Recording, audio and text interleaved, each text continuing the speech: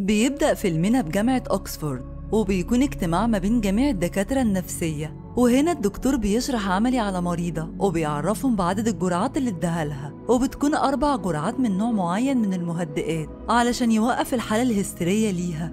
لكن المريضة بيبان عليها إنها عاقلة، وفجأة بتقوم وبتكلم كل الموجودين وبتترجاهم إنهم يساعدوها. الدكتور بيوضح لهم إن مفيش مريض بيقول على نفسه عاقل، هو بيديها مهدئ علشان تهدى، وبيطلب إن يجيبوا المريض اللي بعده. بنيجي المشهد دكتور إدوارد وهو بيوصل مصحة ستونهيرز النفسية، والمصحة دي بتكون موجودة في قرية بعيدة ومعزولة. بيظهروا أشخاص فبيعرفهم بنفسه وبيقول لهم إنه جاي من جامعة أكسفورد للتدريب، وإنه بعت لهم جواب من شهر والمفروض إنه يكون وصل لهم. لكن بيستغربوا وبيقولوا له إن البريد مش بيوصل لهم جوابات من أكتر من سنة.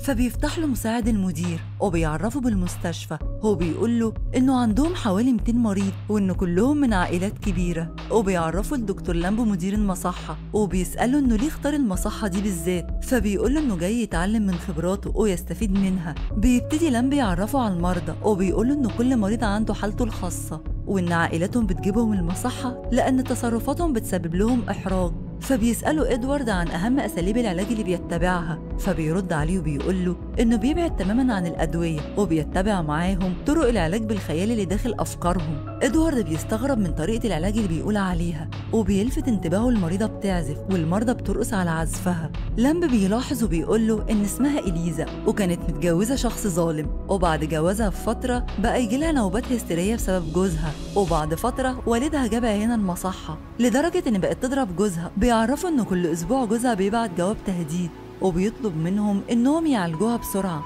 علشان ترجع البيت وتبقى تحت سيطرته. إليزا بتلاحظ إن إدوارد بيبص لها، بس الدكتور بياخده وبيمشي. اليوم اللي بعده بيسمع عزفها تاني، ولما بتخلص المرضى بيبقوا فرحانين بعزفها وبيسقفوا لها. إدوارد بيقول لها إنه عزفك في منتهى الروعة، وبيبتدي يعرفها على نفسه. وأول ما بتعرف إنه دكتور بتقلق وبترتبك، لكنه بيعاملها بأسلوب هادي وراقي جدا. بعدها واحد لابس بدلة وبيكلم إدوارد، وهنا إدوارد معتقد إنه شغال في المصحة، لكن بيتفاجئ إنه مريض وبيندهش جدا من اللي بيحصل. وبيجي ميعاد العشاء وبيلاقي إن المرضى قاعدين معاهم وبيتعشوا، فبيستغرب أكتر. دكتور لامب بيقدم إدوارد للموجودين. واحد بيسأله إنه ليه ساب مستشفيات لندن وجه هنا، فبيرد عليه وبيقول له إنه اتولد في الريف وتربى فيها، وإنه بيحب الحياة فيها، وإنه فرصة إنه يستفاد بخبرة دكتور لامب. فين بيتضايق منه وبيقدم له مشروب. إليزا بتبص له وبتبقى عايزة تقول له حاجة، والموجودين بيكونوا برضه بيبصوا له. إدوارد بياخد المشروب ولسه هيشربه، إليزا بتخبطه في رجله والكوباية بتقع عليه. إليزا بتاخده علشان تنضف له هدومه، وفين بيبقى متضايق إنه ما شربش المشروب. إليزا بتنصح إدوارد إنه يمشي فوراً من المصحة، وبتقول له إنه يروح اسطبل الخيل ويركب الحصان، وإن الحصان هيطلعه على المدينة، وإنه لازم يهرب فوراً. بس إدوارد بيرفض وبيمشي، وفجأة إليزا إيديها بيجيلها تشنجات وبتجري على بره. إدوارد بيستعد للنوم وفجأة بيسمع صوت خبط، فبيقلق وبيقرر يمشي ورا الصوت لغاية ما بيوصل للممر تحت الأرض، وبيتفاجئ إن في ناس محبوسة، وبمجرد إنهم شافوه طلبوا منه أكل لأنهم جعانين. وبيظهر واحد منهم وبيقول له إنه لازم يلاقي المفتاح علشان يفتح لهم. فبيرد عليه إدوارد وبيقول له إنه هيسأل الدكتور لامب عن المفتاح، لكن الشخص ده بيقول له إن لو دكتور لامب عرف هيموتك ويموتنا. فبيفتكرهم مجانين وبيسيبهم وبيمشي. لكن فجأة بيلاقي واحدة بتنده عليه باسمه، فبيستغرب وبيسألها عرفتي اسمي منين؟ فبتقوله من رسالتك اللي بعتها. وهنا بتعرفه إنها رئيسة الممرضات من 4 سنين. دكتور بنجامين بيعرفه بنفسه وبيقول له إن أنا كنت رئيس المصحة، وبيقول له إن لامب مريض نفسي وإنه حط لهم مخدر في المشروبات وقتل 3 ممرضين و4 دكاترة، ولما صحيوا لقوا نفسهم هنا، وبيفهمون إن فرصتهم الوحيدة علشان يخرجوا من هنا. إدوارد بيرتبك وبيبقى مش فاهم حاجة وبيسيبهم وبيجري، وبيروح لإليزا وبيقول لها إنه لازم يهرب، وإنه لقى دكتور بنجامين والممرضين محبوسين، وإن المجانين هم اللي ماسكين المصحة. وفجأة لامب بيظهر وبيسأل إدوارد عن سبب وجوده هنا. إليزا بترد بسرعة وبتقوله إنه تايه ومش عارف يروح أوضته. إدوارد بيسيبهم وبيمشي، ولامب بيسأل إليزا إذا كان إدوارد شك في حاجة، لكن إليزا بتقوله إنه ما شكش في أي حاجة. اليوم اللي بعده إدوارد بيجيب أكل وبينزل لبنجامين واللي معاه وبيسألوه عن المفتاح، لكن إدوارد بيقول لهم إنه مش هيعرف ياخد المفتاح من فين، وبيسألهم عن الملف الطبي اللامب. فبيرد عليه بنجامين وبيقول له إنه موجود في دولاب الإسعافات الأولية اللي في المكتبة. إدوارد بيطمنهم إنه هينقذهم، لكن بنجامين بيحذره إن لو لامب عرف أي حاجة هيموته.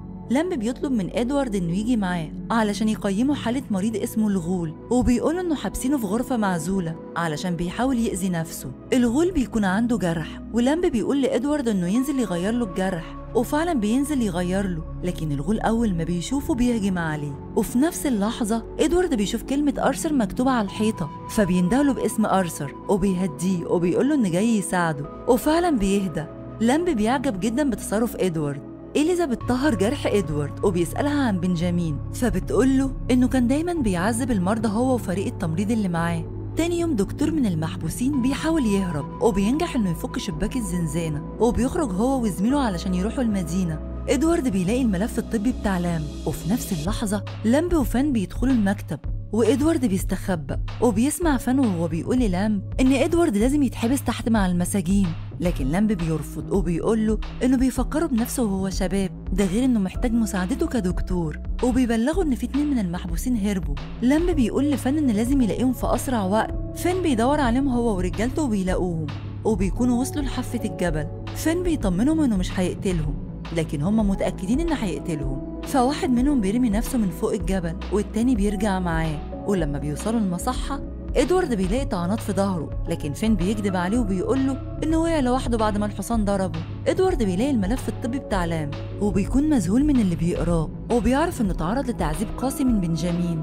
لما بيروح لبنجامين وبيقول له بسخرية إنه زعلان على موت صاحبه، وبيحذر بنجامين إن محدش يحاول يهرب تاني، لكن بنجامين بغرور بيستفز لامب، وساعتها لامب بيتعصب أكتر وبيطلب من فين إن إدوارد يجيله بسرعة. وفي نفس الوقت أثناء ما إدوارد بيمر على المرضى بيلاحظ إن في مريضة مش عايزة تاكل، فبيطلب من الممرضة إنها تديله الأكل، وبيعرف إن الست دي فقدت ابنها، فبيكلمها على إنه ابنها وبيخليها تاكل. إليزا بتشوفه وبتكون مبسوطة من إدوارد على حنيته. إدوارد بيقنع إليزا إنها تهرب معاه وتعيش حرة، لكن فجأة بيجي فين وبيقول له إن لامب عايزه. فعلا بيجي لهم وبيتصدم إن بنجامين متكتف، فلامب بيكلمه وبيقول له تخيل إن بنجامين بيجي له أوهام وتخيلات وإنه فاكر نفسه مدير المصحة، وبيبتدي يكهرب بنجامين وبيقول لفين إنه يزود الكهرباء أكتر، وبيطلب من إدوارد إنه يكهربه، لكن إدوارد بيعترض وبيرفض. لامب في الوقت ده بيتنرفز وبيتعصب عليه، فبيضطر إدوارد إنه يكهربه، فبيسأل بنجامين عن اسمه، فبنجامين بيقول له مش فاكر. وهنا بيكون فقد الذاكرة. بيجي ميعاد احتفال رأس السنة سنة 1900 وبتكون المصحة بتجهز للاحتفال. إدوارد بيروح لرئيسة الممرضات اللي في الحبس وبيعرفها إنه خلاص خطط ميعاد لتهريبهم، وإنه هيهربهم النهاردة بالليل لأنه عارف إن لامب هيأذيهم. الممرضة بتقوله إنها دايما كانت معترضة على أسلوب بنجامين مع المرضى، لكن ما كانش ينفع تعرفه باعتراضها. بيجي ميعاد الحفلة، فين بيجيب تاجه وبيلبسه لبنجامين وبيتريق عليه، وكل الموجودين مشغولين بالحفلة. وإليزا بتدخل الحفلة وبتقابل إدوارد، فإدوارد بيقول لها إنه خلاص هيشوف حل للمهزلة اللي بتحصل في المصحة، وبيسيبها وبيمشي. وقبل ما بيمشي بيقول لها لو لامب سأل عليا تقوله إنه خرج بره يشم هوا. هنا بنشوف ميلي بتخرج من أوضتها وفجأة بتلاقي فين بيخنقها، وفي نفس الوقت إدوارد بيكون بيدور على أي حاجة في الزنزانة علشان يفهم منها طريقة وأسلوب تفكير لامب، وأخيرا بيلاقي صورة تخصه، وفجأة بيسمع صوت من بره، فبيطلع وبيشوف جثة ميلي مرمية على الأرض، وإليزا بتشوفها وبتعيط وبتاخدها في حضنها. لامب بيشوف ميلي وفي منتهى الهدوء بيطلب من شخص إن يشيل ميلي فورا، وبيطلب من شخص تاني إنه يجيب له مشروب بسرعة علشان يكملوا حفلتهم عادي. إدوارد بيروح للشخص اللي بيجيب المشروب وبيضربه على راسه، وبيطلع المخدر اللي معاه وبيحطه في أزايز المشروبات كلها. وهنا فين بيشوفه وبيقول له هو أنت عايز تخدرهم كلهم قبل ما أنت تتخدر؟ هو بيهجم عليه وبيضربه، لكن إدوارد بيقدر يضربه أكتر، وأخيرا بيفك نفسه منه بصعوبة وبيزقه في الحفرة وبيردمه بالصخور والرماد. وفي نفس الوقت الحفلة شغالة ومفيش حد واخد باله من حاجة، وإدوارد بيؤمر شخص إنه يوزع المشروبات، وفعلا كل واحد بيكون ماسك المشروب بتاعه، وبيبتدوا يعدوا العد التنازلي للسنة الجديدة. وفجأة بيخرج فين وبيفهمهم إن إدوارد بيخونهم وإنه حط مخدر في كل المشروبات. لامب بيمسك الإزازة وبيضرب إدوارد على راسه وبيغمى عليه، ولما بيفوق بيلاقي نفسه مربوط. وفين بيقول له أخيرا هنتقم منك وهموتك. إدوارد بيشوفهم بيحضروا الكهرباء وبيحاول يفك نفسه لكن للأسف مش بيقدر. وإليزا بتجيله وبيطلب منها المساعدة، فبتكون متعصبة وبتسأله عن سبب مجيئه للمصحة، فبيرد عليها وبيقول لها علشان شفتك في المحاضرة من فترة وكنت بتطلبي المساعدة، وساعتها معرفتش أساعدك لكن صممت وقررت إنك أساعدك مهما حصل. وبيعترف لها بحبه ليها.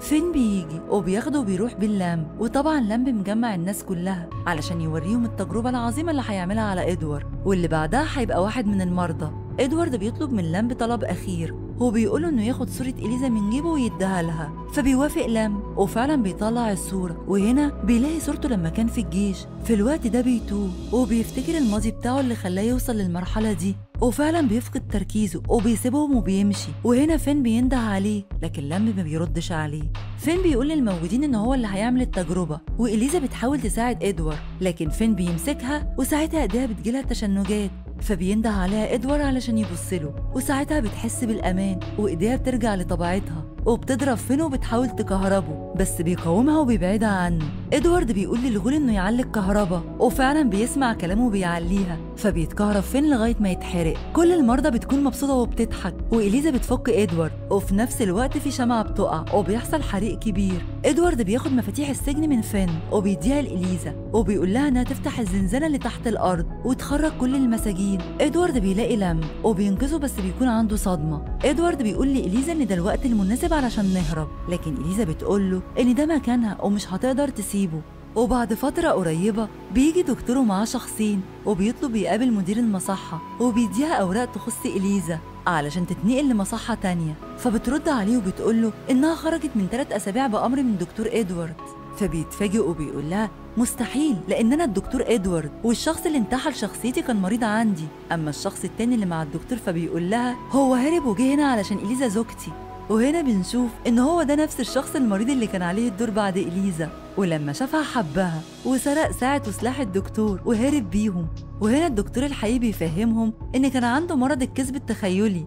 وهنا بنشوف مصحة توكسانا بإيطاليا إن إدوارد بيشتغل فيها وباسم الدكتور لامب ومعاه كمان إليزا، وعايشين مبسوطين وفي منتهى السعادة. وبكده يكون فيلمنا خلص. أشوفكم في فيلم